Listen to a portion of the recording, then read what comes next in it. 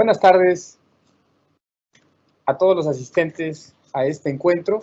Vamos a continuar con el programa y estamos llegando ya a la conferencia de clausura, a la cual vamos a dar inicio, que va a estar a cargo por el doctor Julián Carrillo Reyes, de la Universidad Nacional Autónoma de México, Unidad Juriquilla, quien nos presentará su conferencia Análisis de SARS-CoV-2 en aguas residuales, una potencial herramienta epidemiológica. Para la presentación de la semblanza del doctor Julián Carrillo, la doctora Erika Viviana Miranda Mandujano tendrá la palabra. Doy la bienvenida al doctor Julián Carrillo y cedo la palabra a la doctora Erika Viviana. Gracias. Muchas gracias, doctor Ildefonso. Muy buenas tardes a todos ustedes. A nombre de la Asociación Mexicana de Ingeniería, Ciencia y Gestión Ambiental, la IDIS, y la Universidad Juárez Autónoma de Tabasco, agradecemos profundamente la participación del doctor Julián Carrillo Reyes, y si me permiten voy a dar lectura a su semblanza. Bien, el doctor Julián Carrillo Reyes es un asociador, es un investigador asociado EC, pertenece al Laboratorio de Investigación en Procesos Avanzados de Tratamiento de Aguas en el Instituto de Ingeniería en la Unidad Académica de Juriquilla, Querétaro, perteneciente a la Universidad Nacional Autónoma de México. Como su sinopsis curricular, él es ingeniero ambiental por la Universidad Autónoma Agraria Antonio Narro, graduado en el 2005, y cuenta con experiencia en la operación de sistemas de tratamiento de aguas residuales a nivel industrial. En el 2013, obtuvo el grado de doctor en Ciencias Aplicadas en la División de Ciencias Ambientales del Instituto Potosino de Investigación Científica y Tecnológica en el IPICIT.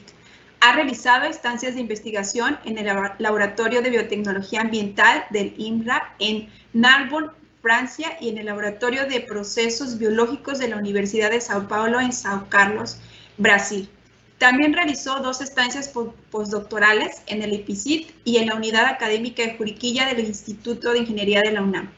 El doctor pertenece al Sistema Nacional de Investigadores en nivel 1 y ha participado en múltiples congresos nacionales e internacionales. Cuenta con más de 20 publicaciones de artículos en revistas internacionales arbitradas y es coautor de 4 capítulos de libros nacionales e internacionales en su especialidad.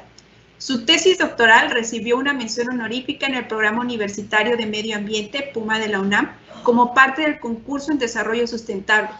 El doctor participa activamente en la Red Latinoamericana de Producción de Biohidrógeno, así como la International Water Association en el Comité Directivo de la Comunidad de los Jóvenes Profesionales del Agua en su capítulo mexicano. En el 2020, el doctor se le reconoció con el premio Carlos Casas Campillo como joven investigador otorgado por la Sociedad Mexicana de Biotecnología y Bioingeniería. Él ha graduado a estudiantes de licenciatura y maestría y actualmente dirige diversas tesis de posgrado.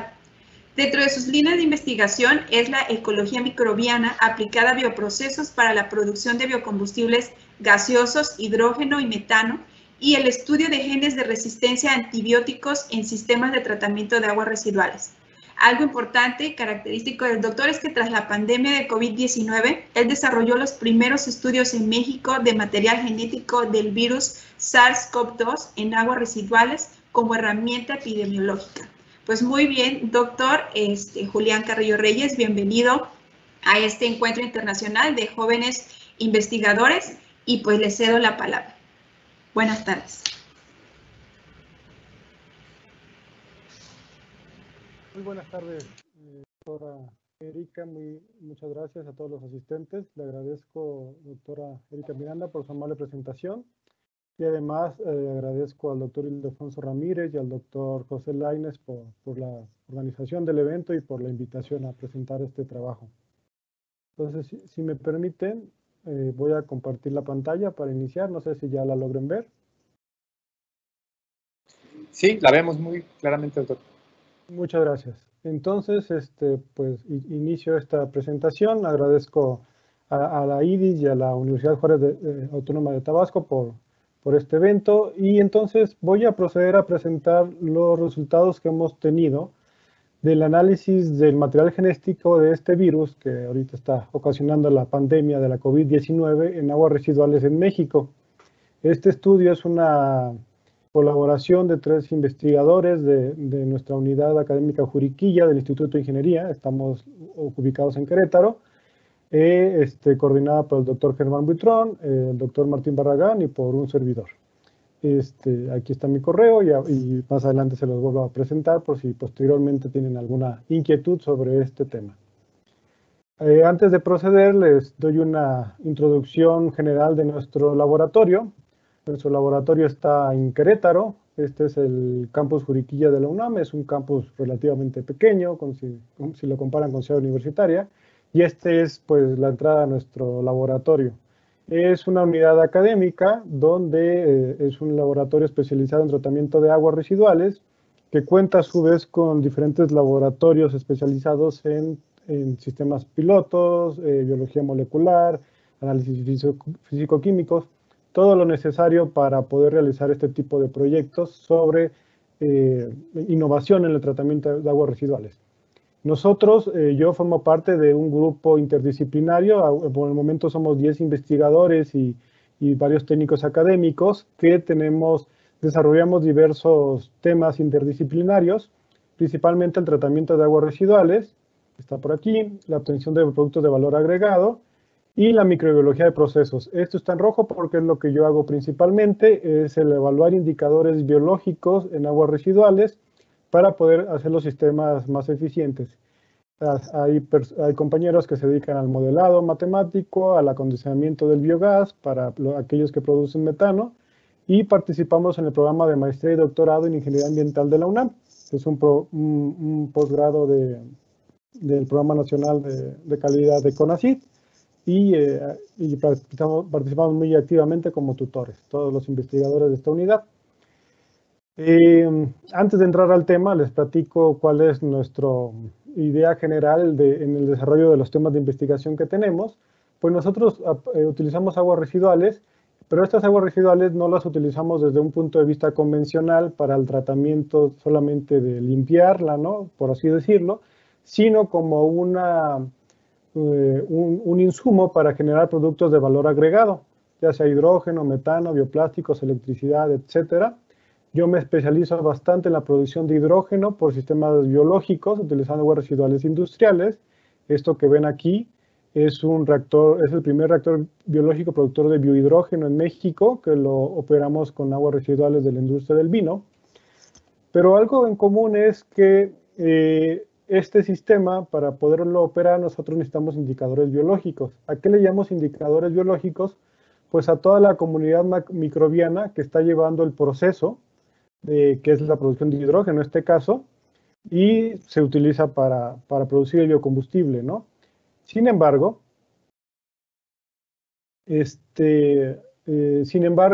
también estos indicadores biológicos se pueden utilizar para analizar lo que hay en el agua residual, que es lo que vamos a ver el día de hoy. Por ahí me llegó un mensaje que no se veía bien, bueno, que había problemas de la red. Si hay algún problema me dicen para apagar mi video, por favor. Entonces. Le vemos bien, doctor, le vemos bien. Muchas gracias, doctor. Entonces, ¿cómo llegamos al análisis de SARS-CoV-2 en agua residual? Pues obviamente nosotros hace un año no teníamos ni idea que íbamos a estar trabajando en esto. Nosotros estamos desarrollando un proyecto de transcriptómica de comunidades fermentativas, es decir, estas comunidades de producción de hidrógeno, a través del análisis del ARN, ver qué actividad biológica es la que estaban desarrollando estas bacterias y cómo hacer más eficiente el proceso.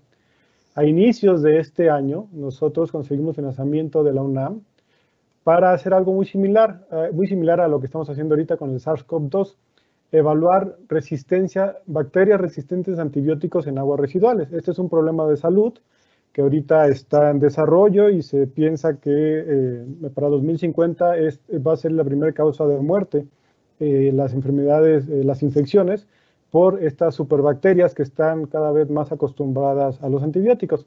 Entonces nosotros empezamos este proyecto a inicios de este año, en lo que estaba empezando la pandemia. Ya tenemos un año más trabajando con él. Y entonces nosotros empezamos a desarrollar métodos para concentración de muestras, extracción de ADN, para estas bacterias resistentes a antibióticos. Y pues por azares del destino, en marzo pues todos nos restringimos nuestra vida normal, y surge esta epidemia del SARS-CoV-2. En el Instituto de Ingeniería surge la idea de cuantificar el SARS-CoV-2 en agua residual por la directora de nuestro instituto. Entonces, pues considerando la experiencia que ya teníamos con retrotranscripción de ARN, extracción de ARN y extracción de microbioma en general de aguas residuales, pues levantamos la mano y nos pusimos a trabajar en desarrollar esta metodología para la cuantificación del SARS-CoV-2.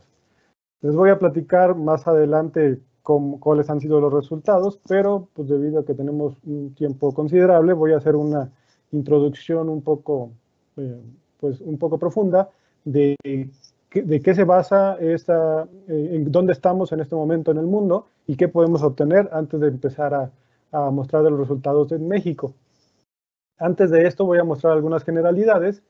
Muchos ya hemos visto esta imagen por todos lados. Este es un esquema que ejemplifica el virus SARS-CoV-2, el coronavirus tipo 2 del síndrome respiratorio agudo, SARS-CoV-2. Y aquí adentro, estas bolitas que vemos aquí, pues es el material genético, ¿no? Este material genético es el que detectamos, es el que detecta en las pruebas clínicas, es el que detecta las pruebas en aguas residuales.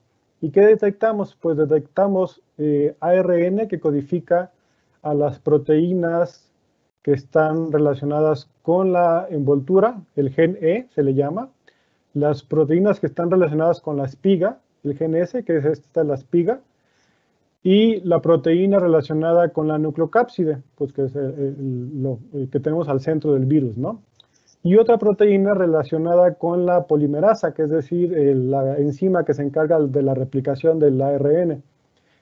A fin de cuentas, este material genético, nosotros son secuencias que utilizamos para poderlas detectar en una retrotranscripción más una PCR cuantitativa, en donde a través de un equipo de PCR cuantitativa, qPCR, que ahora gracias al SARS-CoV-2 ya es una terminología usada ampliamente, pues basándonos en el ciclo, cuando se detecta, nosotros podemos decir cuánto material genético de este virus hay o cuántas copias de este virus hay en una muestra. Antes de seguir con esto, este uso del SARS-CoV-2 en aguas residuales se basa en un hecho, en una característica de esta enfermedad, que es que los pacientes infectados excretan este virus en sus heces. Hay que mencionar que este es un estudio, por ejemplo, los primeros que surgieron de China, si no me equivoco. De un total de 42 pacientes infectados, solamente 28 dieron positivos para este virus en sus heces. Estamos hablando de un 66% de positividad. Entonces es un hecho, es una constante. Los pacientes excretan este virus en sus heces. Y otra cosa que hay que resaltar es que independientemente de la severidad de la infección, si no es complicada, si es una severidad media o es muy severa, no hay relación, siempre se expresa, o casi siempre se expresa, sin importar la severidad de la enfermedad. Ese es un hecho importante. Otro hecho importante es que, este es de otro estudio, estos son de estudios, no sé, de abril, mayo de este año, en donde encontraron que la presencia de este virus en las heces ocurría más, aquí es al día 5 después del primer análisis, es decir, ocurría más al final de la infección de la enfermedad. Es decir, un paciente convaleciente que ya se está recuperando, aun cuando ya no tiene síntomas, aun cuando han pasado algunos días ya sin síntomas, sigue excretando este virus por medio de sus heces. Es bien importante mencionar que aunque se han aislado virus activos en las heces, no se ha comprobado una infección fecal-oral. No es como el cólera que podemos transmitirlo a través de las heces, no. Al momento, los virus que se obtienen de las heces no son virus activos, es material genético. Es diferente, son restos del material genético. En agosto de este año, esta es una revisión de este autor, ellos proponen que a través de las heces de un sanitario, estas pueden llegar a como punto final, al menos en las ciudades que tengan un sistema de tratamiento de aguas, a una planta de tratamiento de aguas residuales. En agosto de este año, ellos también planteaban que habría que preocuparse por el uso del agua tratada. Sin embargo, ahora sabemos que no hay que preocuparse, porque no hay virus después de la planta de tratamiento. Pero bueno, ellos en ese momento decían que habría que investigarlo. Entonces, al final de cuentas, los sistemas de alcantarillado es el sistema de recolección donde convergen las aguas residuales de toda una zona de una ciudad, por ejemplo. Y al final de cuentas, cuando hay una planta de tratamiento, esta planta de tratamiento sirve a X número de población, a X porcentaje de la población, y entonces esta planta de tratamiento o el influente que entra, el agua residual que está en la entrada, no la planta, sino el agua residual que entra, es una medida de lo que pasa en esa zona. Y ahí es donde entra la utilidad de esta herramienta. Esto no es nuevo, esto se le llama epidemiología basada en aguas residuales, es este término. Este término es una herramienta, bueno, esta es una herramienta muy innovadora y tiene mucho que ver con el término de Smart Cities, que pues ya tiene algunos años desarrollándose. Es decir, desarrollar herramientas que nosotros podemos monitorear casi en tiempo real en una ciudad para la toma de decisiones de política pública. ¿Qué podemos hacer con esto? Pues con esta agua residual podemos detectar sustancias de interés público como drogas ilícitas y fármacos, contaminantes y patógenos, que es lo que nos interesa en este punto, patógenos, y por supuesto la prevalencia de enfermedades. Entonces es una aplicación bastante interesante que ya ha sido probada. En 2013 hubo un brote de hepatitis y norovirus en Europa, y entonces ellos vieron que utilizando esta herramienta de la epidemiología basada en aguas residuales, vieron cuánto norovirus había en el agua residual en las semanas del brote y vieron que estimando la cantidad de enfermos debido al norovirus que estaba en el agua residual, que es esta línea roja, se correlacionaba con el número de enfermos reportados clínicamente por enfermos de norovirus. Algo también importante es el desfase entre estos dos picos. Es decir, el pico de lo estimado por el agua residual fue en la semana 7, mientras el pico reportado clínicamente fue en la semana 9. Es decir, esta herramienta nos ayuda a predecir, bueno, no predecir, tenemos una alerta temprana de lo que vamos a tener en el diagnóstico clínico. Bueno, esto fue en el caso de norovirus. Entonces, en el caso del COVID, regresando al SARS-CoV-2, ¿qué cuantificamos? Tenemos el hecho de que el SARS-CoV-2 se excreta en heces humanas. Por lo tanto, también recordemos que la envoltura de este virus es muy lábil simplemente con el uso de detergentes. Por lo tanto, en el agua detectamos fragmentos genéticos de este virus, no necesariamente virus activos. Entonces, este virus se disgrega cuando entra al sistema de aguas residuales en el tiempo. Tenemos ARN del virus residual, no significa que esto va a tener una infección, y llega a un sistema colector y al final de cuentas a una planta de tratamiento de aguas residuales, que es esto, ¿no? ¿Qué es una limitación? Pues el problema es que en las heces tenemos millones de copias de virus. Cuando analizan las heces de una persona infectada, tenemos 3 por 10 a la 7, más de 3 millones de copias de este virus en 1 gramo de heces.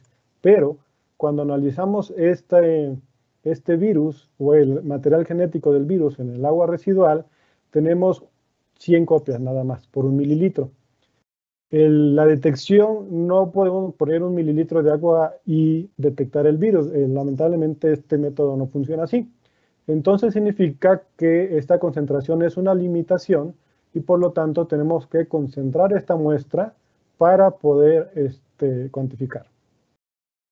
Algo importante y resaltando el riesgo de trabajar con esto, si recordarán, Aquí les decía que en agosto estos autores estaban preocupados porque el agua podría transmitir el virus, pero en octubre, hace un mes casi, un mes y un poquito más, estos autores publican que los virus infectivos que sobreviven en el agua residual. Entonces ellos ven que en muy pocas horas, en menos de 24 horas, la concentración de virus infectivos disminuye drásticamente en el agua residual, prácticamente desaparece.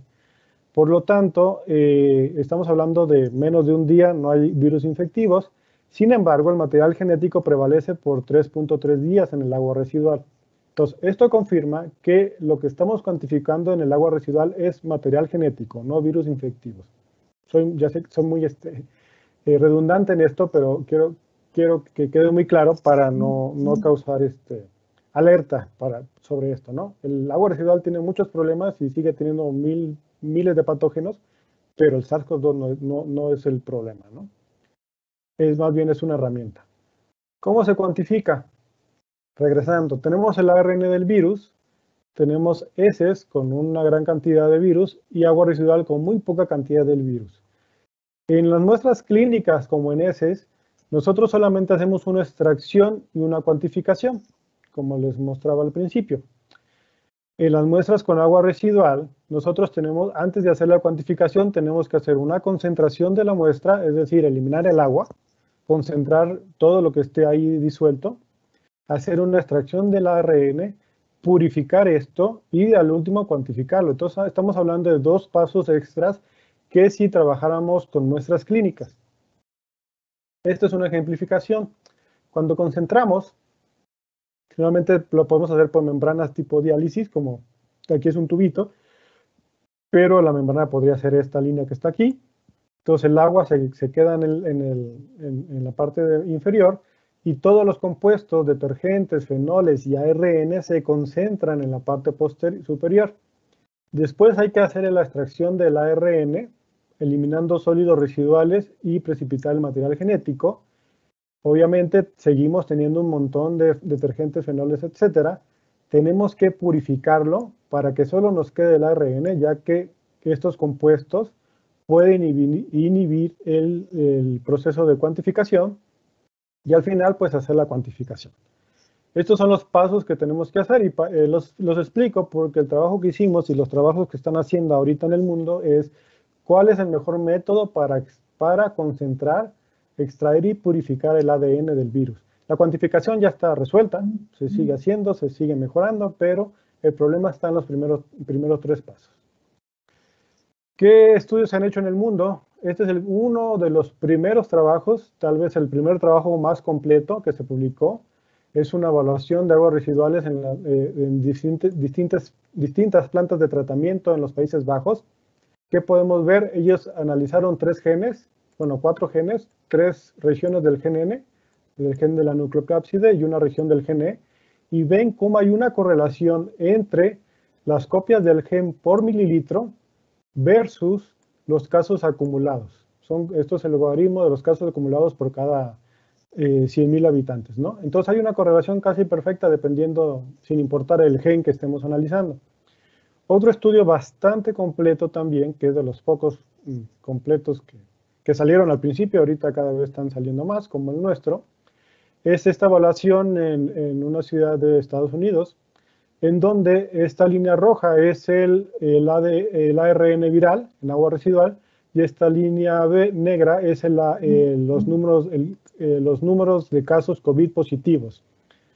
Entonces, otra vez, igual que lo vimos con norovirus, aquí vemos un desfase, una primera identificación del ARN viral en aguas residuales antes de los positivos reportados clínicamente.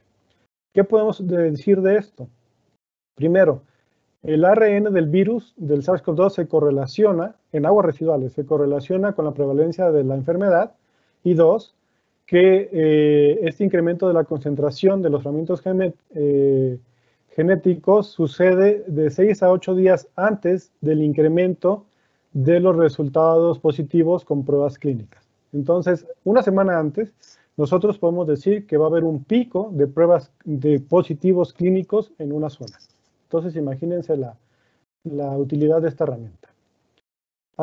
Viendo todas estos antecedentes y con el interés que había en el Instituto de Ingeniería de la UNAM en hacer esto, nosotros nos pusimos a trabajar en ello a principios de abril. Bueno, básicamente a mediados de abril y a finales de abril hicimos el primer muestreo de 2 plantas de aguas residuales de la ciudad de Querétaro, donde trabajamos nosotros. La planta más grande de la ciudad, que sirve a 500,000 de habitantes, y una planta pequeña que está cerca de nuestro campus, que sirve a 500,000 habitantes. Nosotros muestreamos la entrada, el lodo de recirculación y el efluente. Aquí hay unas fotografías del doctor Martín y mías muestreando en las 2 plantas, pues utilizando el material de seguridad recomendado y pues nada, ¿no? Nosotros estuvimos haciendo muestreos semanales por todo este tiempo. Este es un esquema de los puntos de muestreo. Este es el estado de Querétaro en verde, en café la ciudad de Querétaro, bueno, el municipio de Querétaro, y la ciudad llega como por aquí. Aquí donde está esta zona azul es la área urbana que sirve la planta SRJ, que es Santa Rosa Jáuregui, y esta área azul más grande de abajo es la que sirve la planta SPM de San Pedro Mártir. Esos son los 2 puntos de plantas.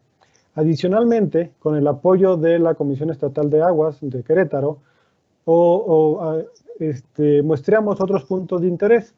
Un hospital, que es este punto B, las oficinas de la misma sistema de aguas de la ciudad, de la Comisión Estatal de Aguas, la unidad, un hospital COVID, por cierto, el B.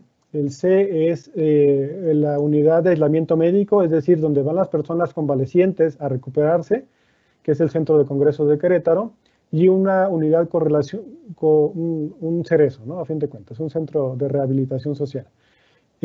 ¿Por qué fue esto? El hospital y centro de cuarentena fue porque teníamos casos positivos confirmados. Las oficinas había 0 y en el CERESO había 0. Entonces era como un lugar muy positivo y nada, y 0, ¿no? Entonces queríamos comparar la concentración del virus en estos sistemas. El primer paso utilizamos 2 métodos, un método basado en la absorción del virus en membranas electronegativas, unas membranas que se ponen en estos sistemas, y un sistema de ultrafiltración. Estos sistemas son un sistema de ultrafiltración centrífuga que funcionan con membranas tipo diálisis. Probamos estos 2 métodos de concentración y al final vimos que el método de absorción, este método, resultó ser mucho más efectivo para la recuperación del material genético del virus SARS-CoV-2. Muestramos en 2 fechas, en julio, y fueron los resultados. Entonces, encontramos que utilizando las membranas electronegativas fueron más eficientes que la ultrafiltración. Esto se explica porque el coronavirus es hidrófobo y por lo tanto tiene cierta afinidad a los sólidos. Y entonces nosotros al filtrar estamos recuperando sólidos y todo el material genético que puede estar adherido a estos sólidos. Sin embargo, el método de ultrafiltración solo recupera el material genético que está ya disuelto. Entonces ahí estamos perdiendo mucho material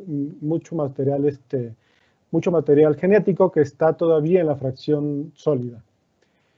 Y otro dato bien interesante es que a pesar, si recuerdan que dijimos que en el centro en CERESO no había ningún infectado, nosotros encontramos datos positivos en el agua residual. Fue bastante curioso porque esto se reportó. Las autoridades de salud del estado nos dijeron que no había casos positivos reportados y 2 semanas después en el periódico publican que ya hay algunos infectados en este CERESO. Entonces esta herramienta es bastante poderosa para medir antes de que haya síntomas, ¿no? Otra correlación interesante que hicimos es correlacionar las copias del gen del SARS-CoV-2 al contenido de sólidos de las muestras, sólidos totales. Vimos que realmente no había una correlación significativa, excepto para la unidad médica de aislamiento. Esto se explica porque, como lo mencionaba anteriormente, en La prevalencia del virus en ese es mayor cuando el paciente está en convalecencia o en recuperación. Por lo tanto, en la unidad médica de aislamiento, que es donde van a recuperarse, pues hay más pacientes donde ya están en recuperación y tienen una vida, pues entre comillas, normal, comen, se bañan, van al baño, ¿no? Diferente a lo que ven en los hospitales. En los hospitales está la gente crítica, ¿no? Entonces, eso es lo que implica este resultado. Y por último, ya analizando esta epidemiología basada en aguas residuales, hicimos un muestreo semanal de abril a julio, empezando por aquí, cuando todavía no había la fase exponencial de la distribución de la población, de la enfermedad en la población, perdón. Los casos nuevos están en las barras y los casos acumulados es esta línea negra. Entonces vemos que durante nuestro muestreo muestramos prácticamente la fase exponencial de este primer brote que hubo en Querétaro, de abril a julio. Al hacer esta correlación, como el caso que mostramos del agua de los Países Bajos, encontramos una correlación casi lineal de las copias por mililitros y los números de casos reportados. Esto es en el agua residual. Si recordarán, también analizamos los lodos. En los lodos no encontramos ninguna correlación, simplemente siempre fue lineal. Todo fue, sin importar el número de casos, siempre teníamos la misma correlación. ¿Esto por qué es importante? Primero, la coincidencia de esta correlación, hubo una coincidencia precisa de los incrementos en diferentes concentraciones de genes en el linflente con los casos acumulados de COVID, esto que les mencionaba. Hay una correlación casi, pues bastante buena, ¿no? No hemos hecho un modelado matemático de esto, pero así, a simple vista, diciendo que una correlación lineal es muy buena, excepto tal vez por estos dos puntos, pero sin embargo la correlación es la misma, ¿no? La pendiente es la misma, eso voy. Sin embargo, no se observó una correlación cuando analizamos el lodo residual. Esto, pues bueno, entonces indica que este lodo secundario tal vez no es muy bueno para hacer epidemiología basada en aguas residuales. Sin embargo, sí nos habla que los lodos residuales es el punto o es la matriz donde el virus se adhiere o el material genético del virus se adhiere y por lo tanto lo estamos removiendo del agua residual a través de las plantas de tratamiento. No les presento datos del efluente, es decir, de la salida, porque en todos los casos fue negativo. En ningún caso logramos detectar presencia del material genético después de la planta de tratamiento, independientemente si hubiera estado clorada o no. Analizamos los dos casos y en ningún caso hubo presencia del virus en el efluente. Este trabajo que les presenté tiene prácticamente unas semanas que se publicó. Es el primer trabajo que se publica en México sobre este tema, uno de los primeros en Latinoamérica. ¿Y para qué nos sirven estos datos? Bueno, una realidad de México es que si lo comparan ustedes a México con los demás países de la OCDE, nuestra tasa de pruebas clínicas es la más baja, solo 0.6 pruebas por cada 1000 habitantes. Tal vez esto ya ha subido en los últimos meses, porque los gobiernos estatales están invirtiendo cada vez más en esto. Sin embargo, el promedio de estos países es 27 pruebas por cada 1000 habitantes. Entonces, nuestro sistema de seguimiento por pruebas clínicas es muy limitado, y esto es por los costos que esto conlleva, ¿no? Punto. Es un problema de economía, ¿no? Económico. Otro punto importante a considerar es que actualmente ya hay un segundo brote de la COVID en Europa. Cuando escribimos esto en octubre, en septiembre, el número de infectados en España y Francia era similar a lo del primer pico. Eso fue en septiembre. Ahorita es mayor. Entonces, este segundo brote puede ser más preocupante en algunos países. Y se espera que este escenario pues está ocurriendo o va a ocurrir en América, ¿no?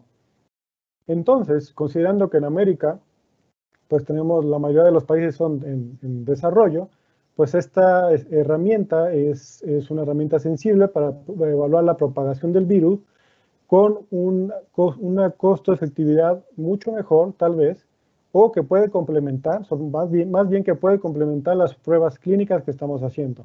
Es decir, si estás infectado, pues o si tienes síntomas, tendrás que hacer una prueba clínica. Sin embargo, estas pruebas nos ayudan a predecir en qué zonas hay riesgos de un segundo brote y en qué zonas debemos tener ¿qué es esto? ¿En qué zonas debemos tener cuidado, ¿no? En México esto está empezando, sin embargo, en el mundo, esta es una estadística que no recuerdo de qué universidad es, pero identifica en qué países, en 43 países actualmente se está usando la epidemiología basada en aguas residuales para la COVID-19. Si ven, aquí estamos nosotros, pues somos el primer país reportado. Ya hay más esfuerzos en México, pero somos el primero que ya lo publica de un estudio conciso y concluyente. Y actualmente ya existen 28 dashboards o estas páginas donde se publican los estudios. Y hay 431 sitios o puntos de muestreo a nivel mundial.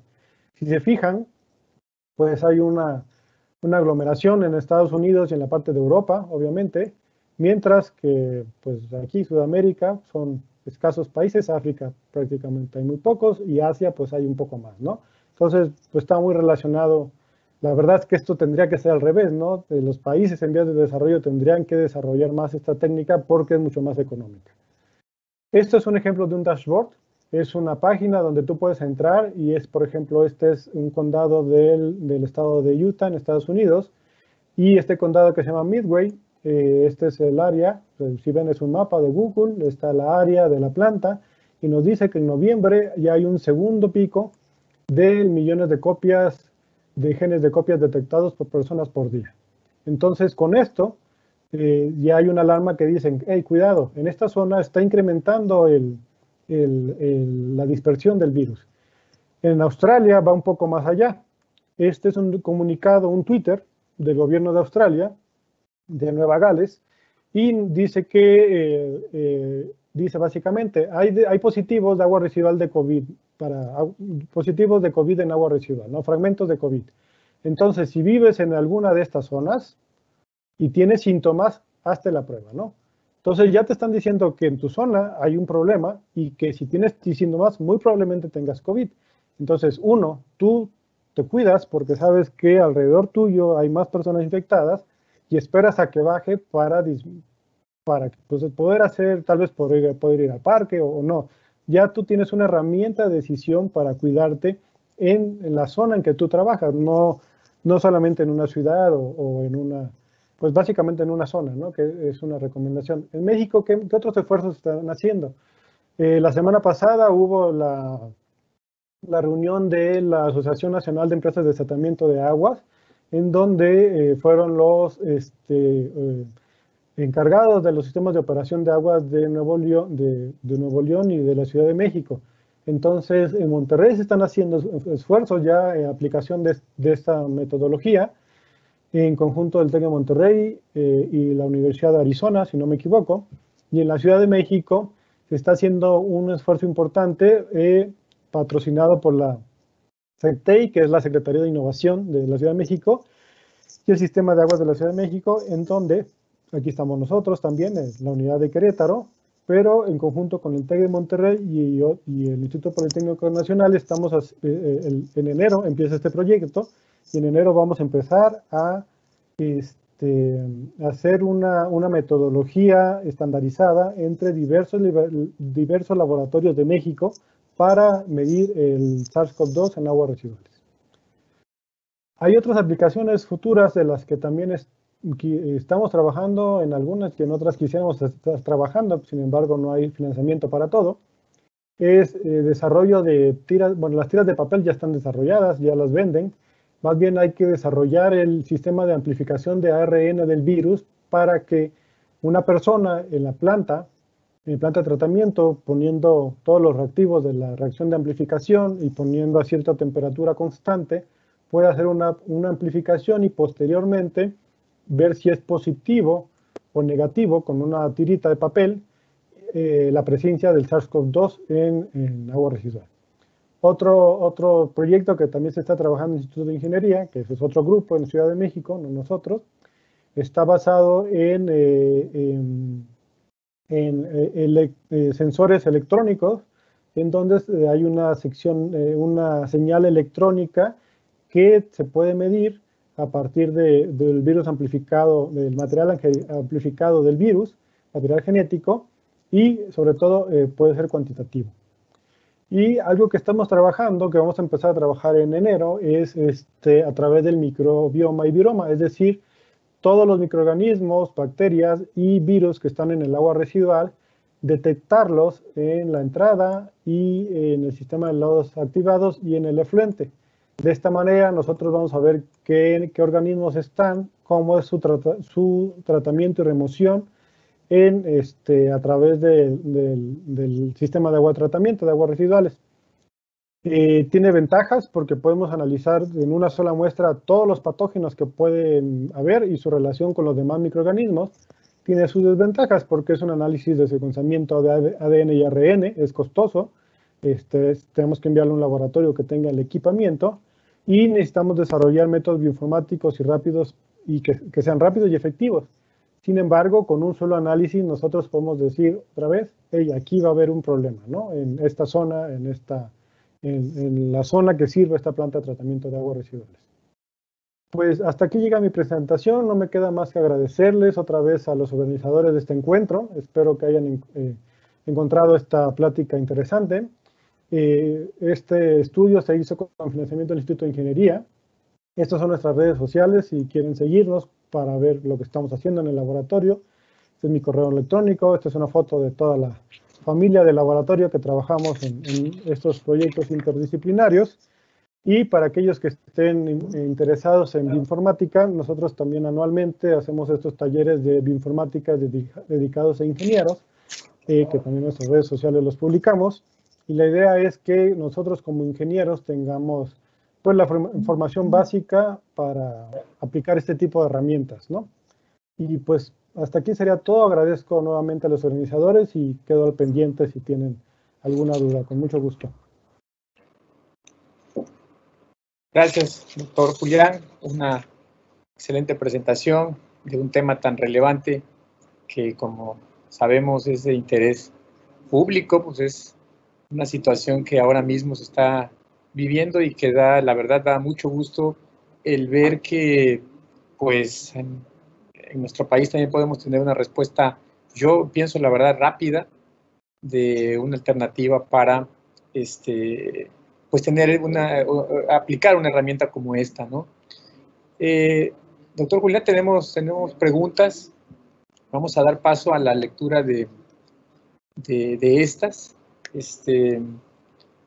Voy a directamente ir ya a la primera pregunta. Nos preguntan si la presencia del material genético en los lodos de PTAR podría modificar las variables microbiológicas de la NOM 004 de lodos y biosólidos, que solo considera el Mintos, E. coli, CF. Sí, entonces... muy interesante pregunta. Considerando que al momento no se han detectado infectividad del material genético en heces, pues mucho menos en lodos, porque ya pasó por el tratamiento de aguas, es decir, es material genético residual, no es el virus infectivo. Entonces, yo diría que no debiera haber preocupación por su uso de los biosólidos, ¿no? Sin embargo, pues no hay ningún estudio al momento que está haciendo esto. La verdad es que es muy difícil trabajar con la infectividad de los virus. Necesita laboratorios de bioseguridad nivel 3, que en México hay muy pocos. Y en el mundo, pues también hay pocos y se están usando para el desarrollo de la vacuna, no para estudios en ambiente, ¿no? Pero sí es según la Organización Mundial de la Salud, no hay ningún riesgo, o el riesgo es muy bajo de infección en el agua residual y manejo de lodos. Con el manejo normal del agua residual y lodos debe ser suficiente. Entonces la respuesta es no debería ser un problema. Entonces no debería modificarse la norma. Claro, lo cual es una cosa bien importante, obviamente que por las razones, digamos, de de las propias características de un virus como del que se trata. Imagínense, dada la situación que se vivió en el estado de Tabasco recientemente, pues qué bueno que el virus no es bioactivo, ¿no? Porque aquí se mezclaron aguas pluviales y aguas residuales, ¿no? Sí, es una preocupación el agua residual en general, ¿eh? Hay sí. Muchos patógenos de los que hay que cuidarnos. Sí, claro, claro. El SARS-CoV-2 no es uno de ellos. Sí, hay otra pregunta acá que nos hace un joven, y es ¿cuánto tiempo se puede tardar en cuantificar el virus en el agua residual desde su recolección? Ok, se recomienda que el análisis sea lo más pronto posible. El proceso de extracción, purificación tarda alrededor de, ya con el método más optimizado que usamos al momento, tarda alrededor de 4 horas. La cuantificación tarda alrededor de 3 horas, entonces estamos hablando que en una jornada laboral, bueno, ya con el muestreo sería máximo 48 horas, ¿no? Uno puede conservar las muestras, pero el problema de conservar las muestras, y hablando que estamos hablando de RNA, las muestras tienen que conservarse a menos 70 grados centígrados, lo cual es un problema. Nosotros tenemos un ultracongelador, pero pues el espacio es limitado, ¿no? Entonces, en 48 horas tú ya debes de tener un resultado, si quieres que este resultado sea fiable, ¿no? Porque si no, como ya vimos, el RNA se va degradando en el tiempo. Claro. Otra pregunta que nos hacen llegar acá es, para el tratamiento de agua que realizaron, ¿se produjo mayor detección de SARS-CoV-2 en agua residual? Preguntan. En número, sí, parece que se refiere a... Parece que se refiere a dónde, o sea, en cuál de los puntos de muestreo que ustedes definieron, en cuál de ellos encontró la mayor.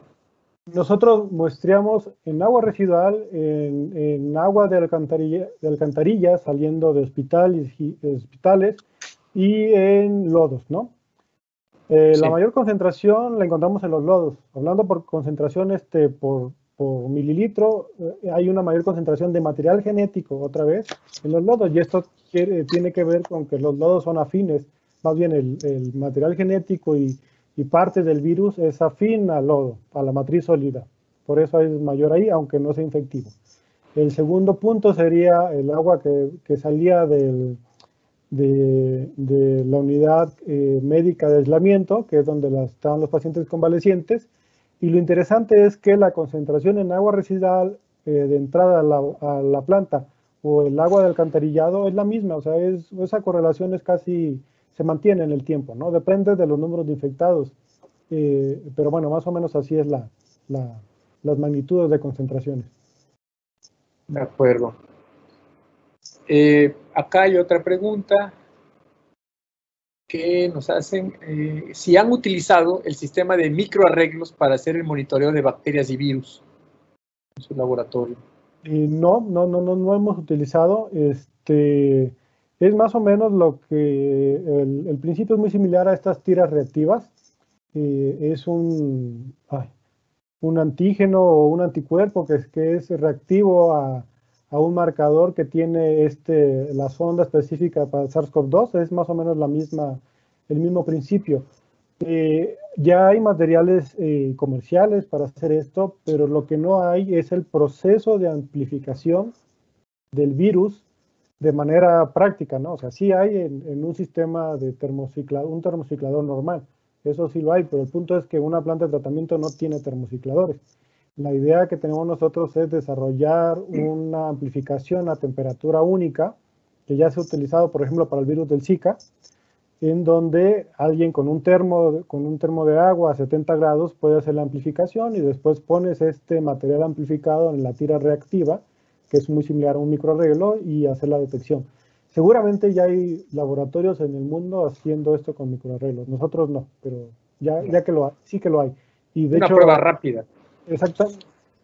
No es la prueba rápida a partir de antígenos, eso hay que decirlo. Es prueba rápida, pero a través de material genético, que la precisión es muchísima, ¿no? Es un 100% bueno, no es un 100%, pero es muy alta la precisión, ¿no? Claro.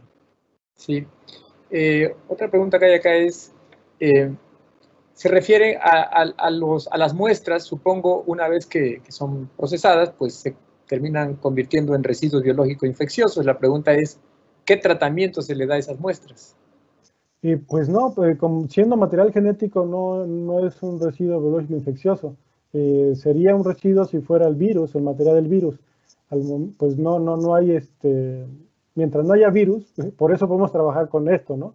Si hubiera un Sí. virus, no podríamos trabajar con esto en nuestro laboratorio, no tenemos la bioseguridad necesaria. Entonces, es un material biológico infeccioso porque utilizamos reactivos tóxicos, no por la presencia del material genético. Utilizamos ondas que tienen cierto nivel de teratogénesis, pero no por el virus, sino por los reactivos. Entonces les da un confinamiento para este material, ¿no? Pero son microlitros lo que se genera. Exactamente. Sí, hay otra duda acerca del margen de error que existe en el uso de las tiras reactivas las tiras de papel más bien que ha mencionado. Pues es que el punto es que no se han desarrollado. Ahorita se están desarrollando para pruebas clínicas y sé que ya hay varios laboratorios haciendo esto. Para aguas residuales, inclusive en México, para aguas residuales no hay estudios reportados todavía. Nosotros no lo estamos haciendo. Estamos esperando el financiamiento de alguna parte para hacerlo. Otra vez, el punto no es la tira reactiva, el punto es la reacción de amplificación. Claro. El punto es que queremos hacer que el proceso de extracción, purificación y concentración se pueda hacer en la planta de tratamiento. Ese es nuestro objetivo. Y por lo tanto, pues ahí va a bajar un poco la efectividad de la reacción. Claro, que es uno de los mayores cuellos de botella prácticamente en todo análisis ¿Sí? de ese tipo de ecología microbiana en general, ¿no? La extracción del material genético y luego su purificación. Hay muchas felicitaciones que le hacen llegar por su presentación y por el abordaje del tema, el cual, como reitero, es muy importante, ¿no? Como ya mencionó usted durante su plática. Quisiera aprovechar ahora para darle la palabra a la doctora Erika Viviana. Tal vez ella tenga algún comentario. Doctora. No, le pedimos su micrófono, parece que está apagado. Bien, gracias. Muchas gracias, doctor Ildefonso. Como bien usted lo mencionaba, esta temática atañe ahora a nivel mundial. Por lo tanto, agradecemos la participación del doctor Julián Carrillo Reyes por su gran contribución con la investigación desarrollada en tema referente al análisis de SARS-CoV-2 en aguas residuales. Realmente, como bien nosotros lo estábamos visualizando, este campo emergente representa una promesa atractiva para los problemas que enfrenta nuestra población en la actualidad. Sin lugar a duda, esta conferencia de clausura que presentó el doctor, los avances, desafíos y aplicaciones de una potencial herramienta epidemiológica, ¿sí? Y sobre todo pudimos observar que destacó que la investigación en esta temática es una pieza clave para el bienestar de la sociedad y qué mejor que los resultados que se obtengan de estas investigaciones se divulguen a través de estos espacios de discusión, permitiendo sobre todo tener un panorama de las aplicaciones cruciales en esta área. Pues bueno, doctor Julián Carrillo Reyes, a nombre de la Asociación Mexicana de Ingeniería, Ciencia y Gestión Ambiental y AMICA, y también la Asociación Interamericana de Ingeniería Sanitaria y Ambiental, AIDIS, así como la Universidad Juárez Autónoma de Tabasco, agradecemos infinitamente su participación en este segundo encuentro internacional de jóvenes investigadores en evaluación y tecnología ambiental. Realmente esta contribución que usted tuvo el día de hoy se suma a todas aquellas investigaciones que finalmente el objetivo es buscar la manera en la cual poder cuantificar de una manera más específica pues este virus que nos está afectando a toda la sociedad. Muchas gracias por su participación. Al contrario, muchas gracias a ustedes por su interés y por invitarme. Sí, doctor, quisiera yo también agregar que es fundamental porque pues algo que surge acá lamentablemente en el tema, usted lo sabe seguramente, en el tema de las plantas de tratamiento hay un sistema muy heterogéneo en todo el país. Hay estados donde tienen muy buen control y manejo de tratamiento de aguas residuales, pero no es la constante, ¿verdad?, en todos los estados.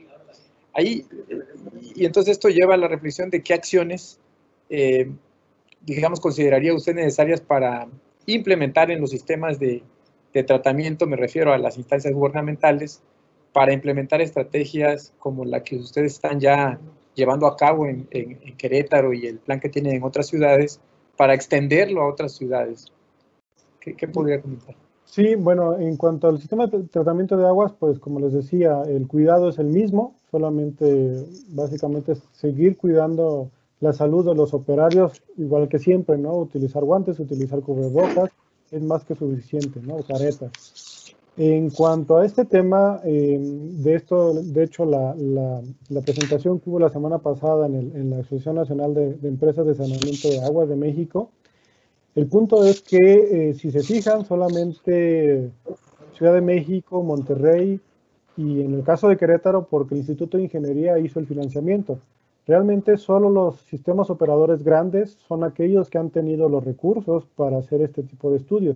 Bueno, lo están haciendo apenas, ¿no? Nosotros nos adelantamos realmente.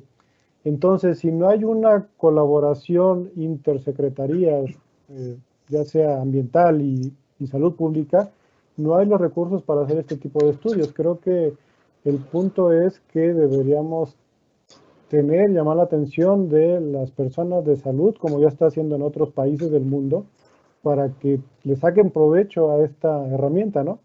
Y el apoyo de los sistemas de tratamiento, bueno, de los sistemas de agua de los estados, para poder planear de manera correcta, porque al fin de cuentas, si no sabemos cuál es el área que sirve una planta, no podemos hacer mucho en la interpretación de datos, ¿no? Entonces sí necesitamos esta parte del sistema de agua del estado, pero también necesitamos la parte de salud para que use estos datos y lo convierta en una política pública, ¿no? Como en el caso de Australia que les platiqué, ¿no? Donde ya te dicen, ten cuidado si vives en estas colonias. Claro, sí, es fundamental. Y bueno, la pandemia todavía, pues, se mantiene, ¿no? Bueno, vamos a hacer entrega simbólica de la constancia al doctor Julián Carrillo Reyes por su presentación. Me voy a permitir, doctor, leerla, y es a nombre del Cuerpo Académico de Evaluación y Tecnología Ambiental, la Asociación Interamericana de Ingeniería Sanitaria y Ambiental, así como la Asociación Mexicana de Ingeniería, Ciencia y Gestión Ambiental, pues le otorgan la presente constancia por su participación como conferencista magistral en este segundo encuentro internacional de jóvenes investigadores en evaluación y tecnología ambiental, con la ponencia Análisis de SARS-CoV-2 en aguas residuales, una potencial herramienta epidemiológica, celebrado pues el día 4 de diciembre en esta que es el aula virtual de la Universidad Juárez Autónoma de Tabasco.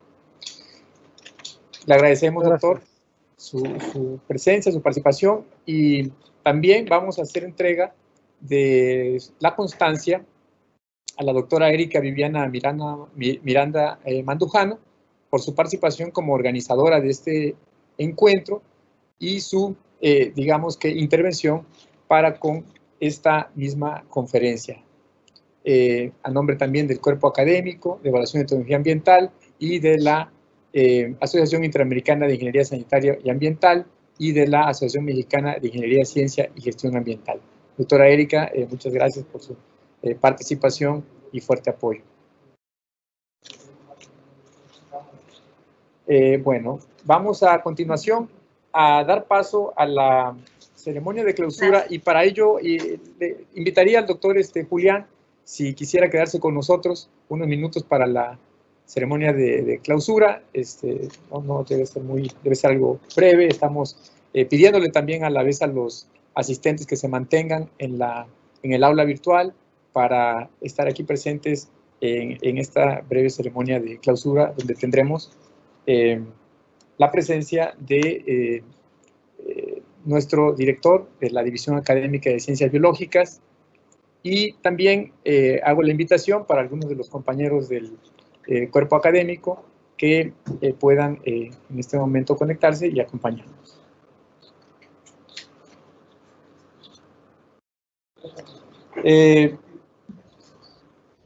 Estoy dando un momento para que se establezca la conexión. Hola. Hola. ¿Me escucha? A todos. Sí, tenemos aquí ya la presencia de algunos compañeros del cuerpo académico y desde luego del doctor Arturo Garrido Mora, director de nuestra división.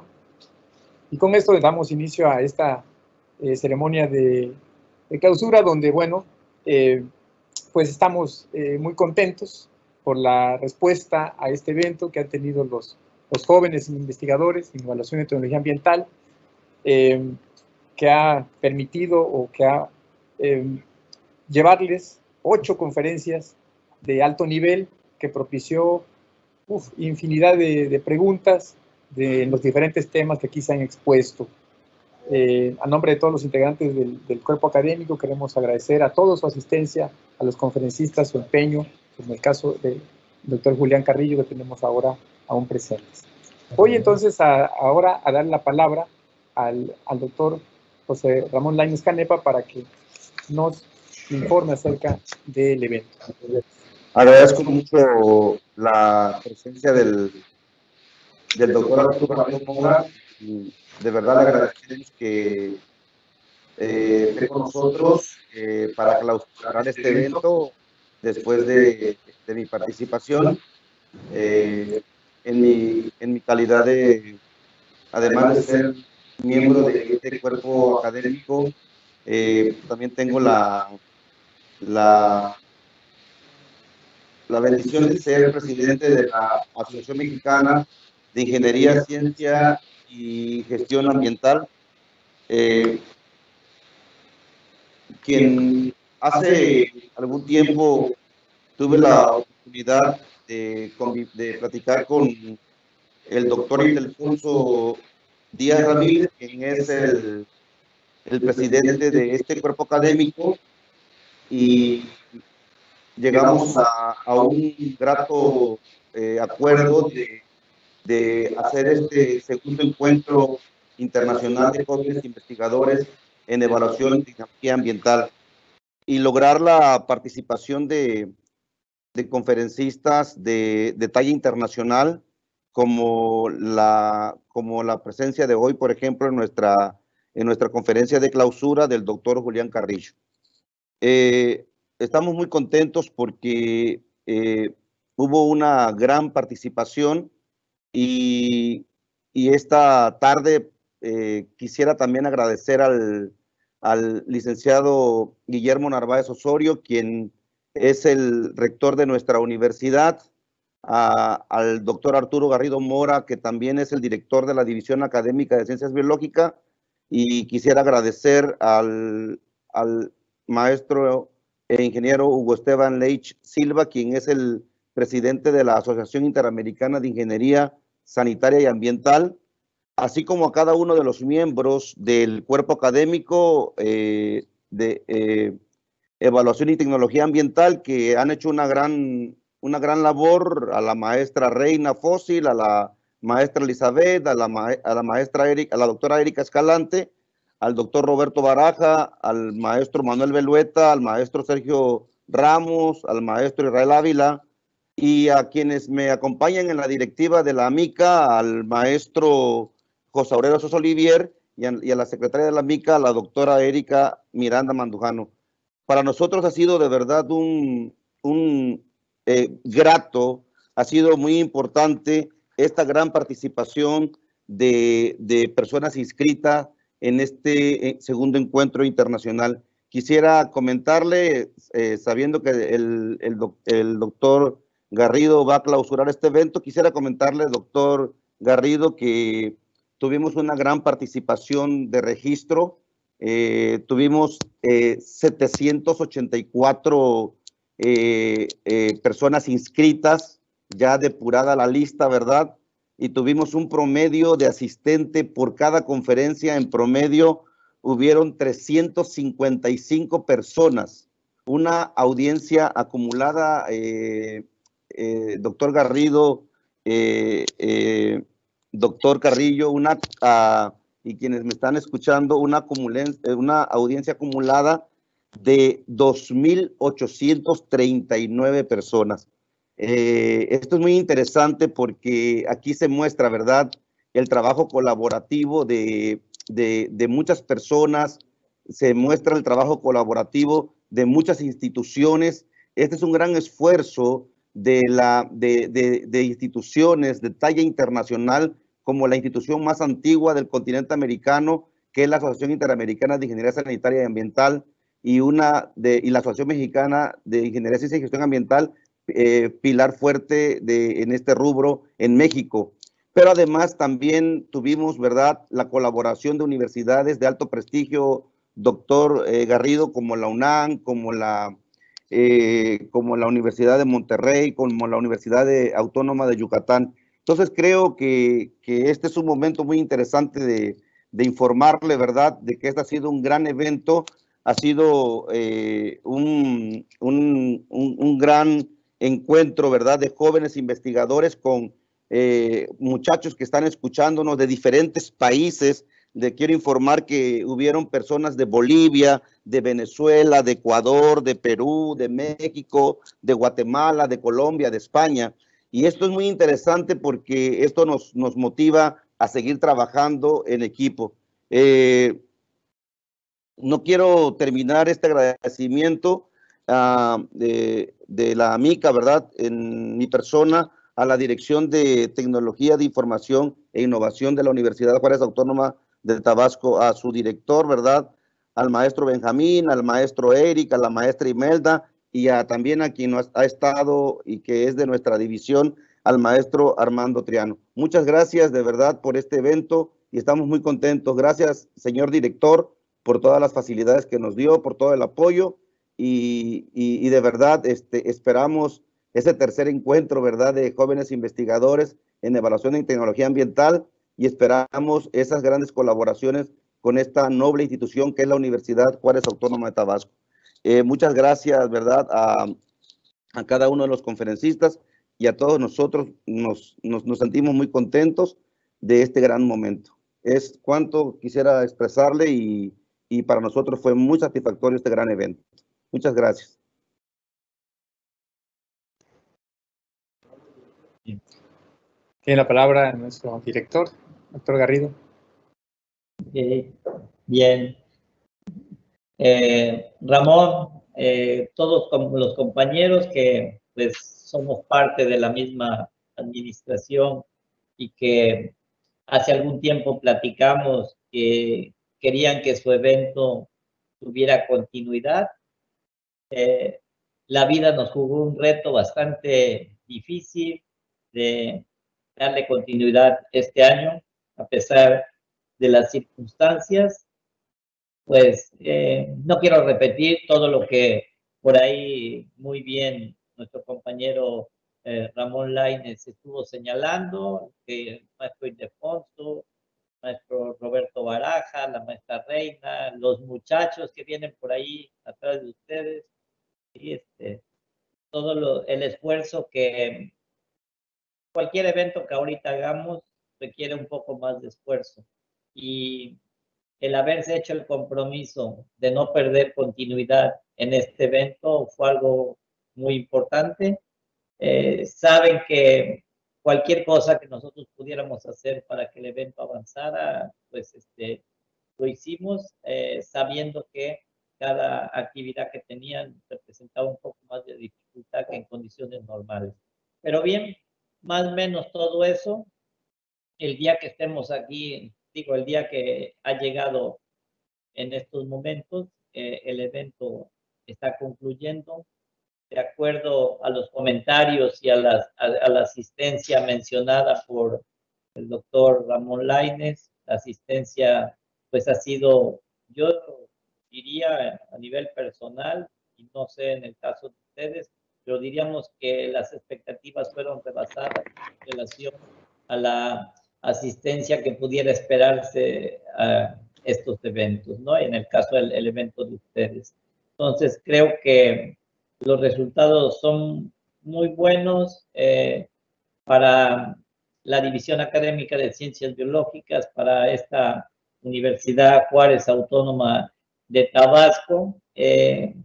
Pues aunque sea virtualmente, fue un honor contar con todos los jóvenes no solo de las diversas instituciones del país, sino de los demás países vecinos que estuvieron por allí participando en las actividades. Creo que el evento tiene buenos resultados.